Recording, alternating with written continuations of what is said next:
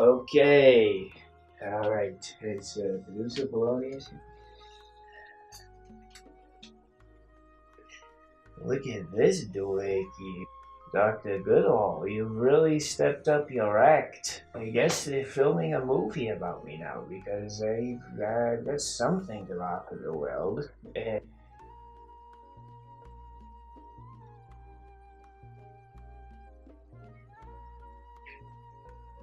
Uh, Hello, Dr. Goodall. I'm excited for our meeting this week. I've been very nervous. I learned something about myself this week, Dr. Goodell. You can eat an enormous amount of cabbage.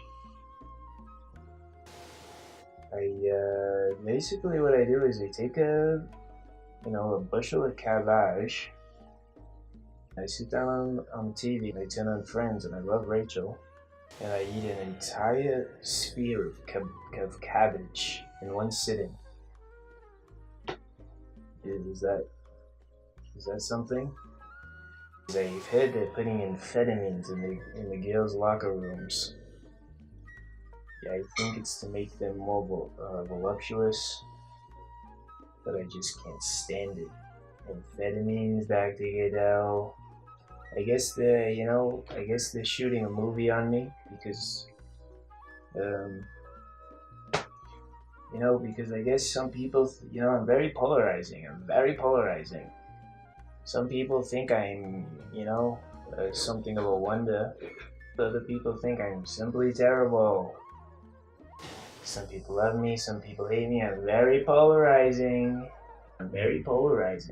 Would you excuse me, Dr. Goodall? I have to message my niece, Mary Kate and Ashley. She's a beautiful young spirit. Oh my god, she's been poisoned by amphetamines. Yeah. I'm telling you, Dr. Goodall, I gotta get Mary Kay out of that school. My second wife, sailing, she was a little bit strange on the eyes. Dr. Goodall, can I be frank with you? I know I'm an older gentleman, but sometimes I feel like I've got the libido of a 17-year-old seahorse. The other day, I saw a broad walking down the street, and, for my standards, she was a little bit strange on the eyes, but I thought to myself, man, if I had a bottle of vino and a box of Cracker Jacks, I could have a night.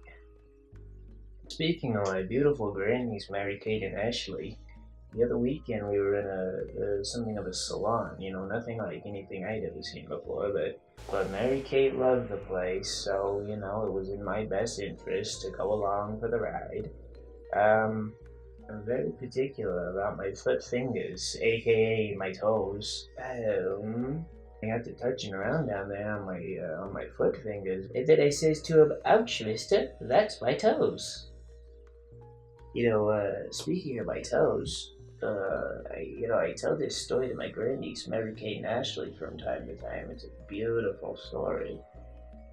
Back when I was in university in Indianapolis, when I was a young boy, I used to, one of my ways of attracting some of my female peers' attention was I would, as they walked past me, I'd say, "Hey, you wanna, how about you smell my feet?"